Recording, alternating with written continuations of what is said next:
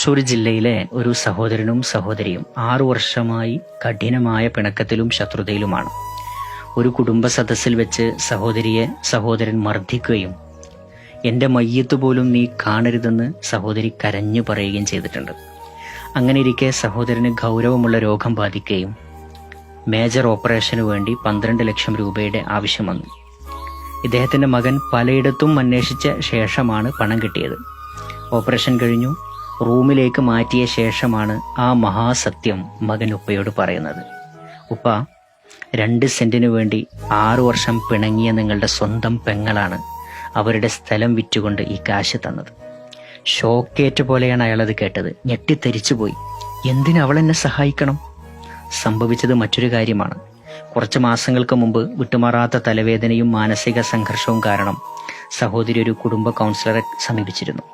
അദ്ദേഹം പറഞ്ഞു, നിങ്ങളുടെ അസുഖം സൈക്കോസോമാറ്റിക് ആണ്. മനസ്സിലെ വിദ്വേഷവും വെറുപ്പുമാണ് ഈ സ്ട്രെസ് ഉണ്ടാക്കുന്നത്. അസുഖം മാറാനുള്ള എളുപ്പവഴി ക്ഷമയാണ്. അങ്ങനെ ഫോർഗീവ്നെസ്സിന്റെ അപാരമായ റിസൾട്ടും ആനന്ദവും വിവരിച്ചു കൊടുത്തപ്പോൾ സഹോദരി സഹോദരന് മാപ്പ് കൊടുത്തു. യഥാർത്ഥ ക്ഷമ ഉള്ളിൽ സംഭവിച്ചാൽ ബോഡിയിൽ പോസിറ്റീവ് ഹോർമോണുകൾ പ്രൊഡ്യൂസ് ചെയ്യപ്പെടും. ശാരീരിക രോഗങ്ങൾ വരെ ഭേദമാകും. അവരുടെ തലവേദനയും ഡിപ്രഷനും എല്ലാം അത്ഭുതകരമായി മാറിക്കിട്ടി. കഥയിലേക്ക് വരാം. ഓപ്പറേഷൻ കഴിഞ്ഞ ശേഷം സഹോദരി ഹോസ്പിറ്റലിൽ എത്തിയെന്നും തൻ്റെ റൂമിലേക്ക് ഇപ്പോൾ എത്തുമെന്നും അറിഞ്ഞപ്പോൾ സഹോദരൻ്റെ ഹൃദയത്തിൽ പെരുമ്പറ കൊട്ടാൻ തുടങ്ങി. ആകാംക്ഷമുറ്റി നിൽക്കുന്ന രംഗം. വാതിലിന് മുട്ടിയപ്പോൾ തൃശ്ശൂർ പൂരം പോലെ ഹൃദയമിടിക്കാൻ തുടങ്ങി. 2 പേരുടെയും. വാതിൽ തുറന്നു. അമ്പരപ്പോടെ 2 ആളുകളും ഒരു നിമിഷം മുഖത്തോട് മുഖം നോക്കി നിന്നു. വർഷങ്ങൾക്ക് ശേഷമുള്ള കൂടിക്കാഴ്ച. പെട്ടെന്നാണത് സംഭവിച്ചത്. ഇക്ക എന്ന് വിളിച്ച് പൊട്ടിക്കരഞ്ഞ് ഓടിപ്പോയി ഇവൾ ആങ്ങളയെ കെട്ടിപ്പിടിച്ചു. 2 പേരും കൊച്ചുകുട്ടികളെപ്പോലെ കുറേ നേരം കരഞ്ഞു. എൻ്റെ ചോദ്യം, ക്രൂരനെന്നും കണ്ണിൽ ചോരയില്ലാത്തവനെന്നും മുദ്രകുത്തപ്പെട്ട ഈ സഹോദരന്റെ ഹൃദയത്തിൽ കാരുണ്യം എവിടെ നിന്നാണ് വന്നത്? ആകാശത്തുനിന്ന് പൊട്ടി വീണതാണോ?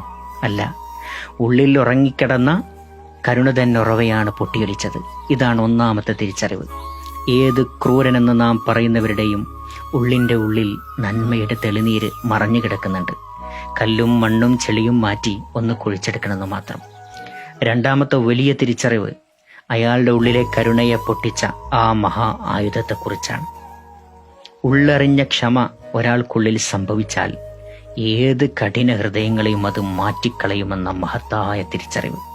പ്രവാചകൻ മുഹമ്മദ് നബി സല്ലല്ലാഹു അലൈഹി വസല്ലം ഹൃദയങ്ങളെ കീഴ്പ്പെടുത്തിയ, ഇനിയും നാം തിരിച്ചറിഞ്ഞിട്ടില്ലാത്ത ആ മഹാ സീക്രട്ട് ഇനിയുള്ള കാലം നമ്മുടെ ഹൃദയങ്ങളെ ഭരിക്കട്ടെ.